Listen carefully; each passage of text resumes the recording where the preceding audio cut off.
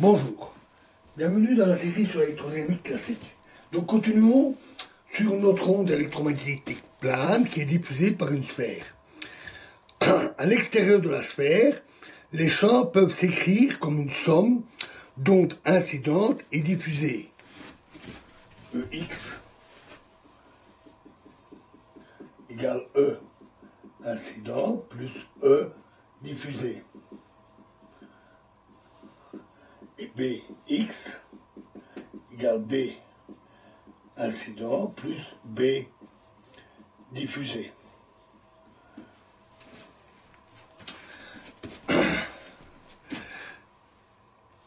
Où E incident et B incident sont donnés par une onde plane comme celle que nous avons vue précédemment. Les champs diffusés étant des ondes sortantes à l'infini, leurs développements sont nécessairement de la forme E diffusé est égal à 1 demi somme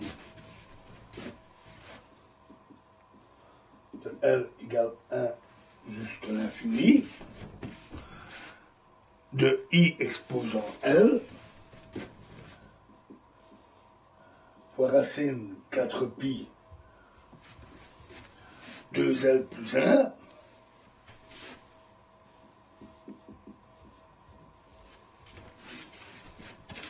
fois alpha plus ou moins L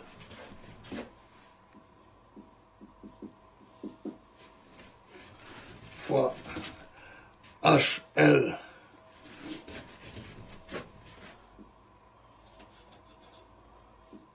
HL1 KR fois X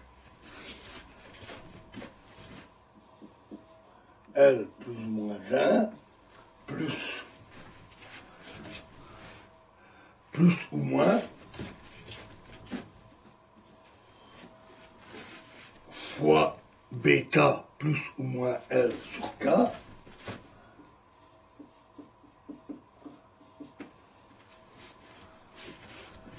fois nabla croix HL1 KR fois XL plus ou moins 1 et C fois B diffusé est égal à 1 demi somme de L égale 1 jusqu'à l'infini de I exposant L fois racine 4 pi 2L plus 1 fois moins I alpha plus ou moins L sur K fois nabla croix HL1 KR XL plus ou moins 1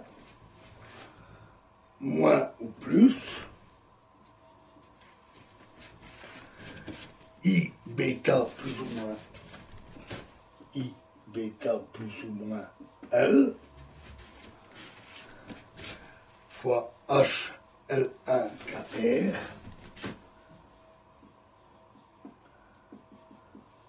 fois XL plus ou moins 1.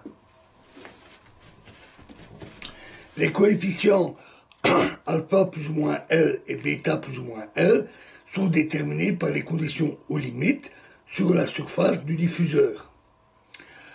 A priori, on doit dans cette expression sommer sur toutes les valeurs de L et de M. Toutefois, dans le cas comme ici de problème à symétrie sphérique, seules interviennent les valeurs plus ou moins 1 de M. Les expressions formelles en fonction des coefficients alpha L et bêta L, des puissances totales diffusées et absorbées, peuvent se déduire des champs diffusés et des champs totaux calculés à la surface d'une sphère de rayon A en fermant le diffuseur. En considérant que la puissance diffusée est la composante sortante du vecteur de Poynting formé à partir des champs diffuseurs, des champs diffusés, intégrés sur la surface sphérique, tandis que la puissance absorbée est la composante entrante du vecteur de Poynting formé à partir des champs totaux.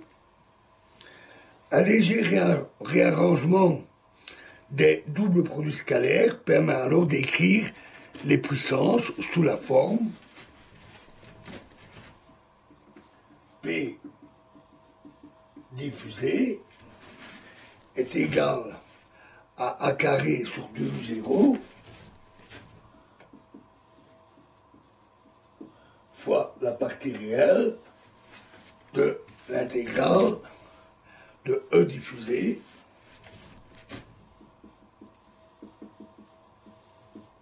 fois n croix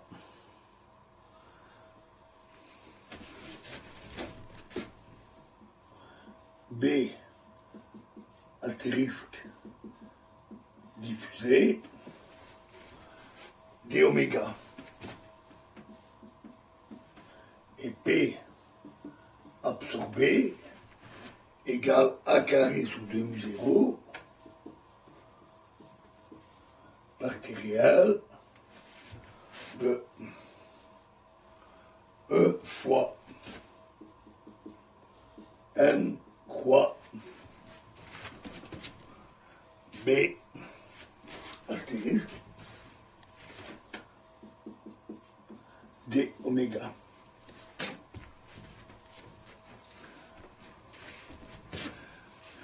N est ici un vecteur unité radial orienté vers l'extérieur.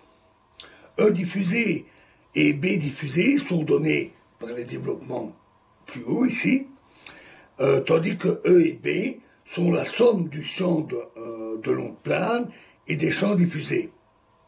Seules les composantes transverses des champs interviennent dans ces équations. Nous savons déjà que XLM est transverse. L'autre terme qui figure dans les développements est du type nabla croix FL KR XLM comme ici par exemple qui est égal à IN racine de L fois L plus 1 divisé par R fois FL KR Y FLR pardon fois YLM plus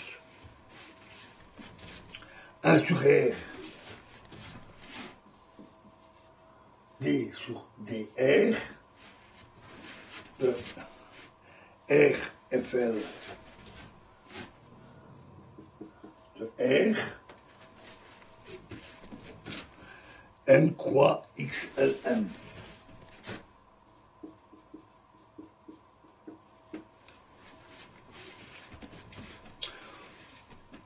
Où FL représente toute fonction de Bessel sphérique d'ordre L qui vérifie l'équation radiale de l'équation d'onde que nous avions vue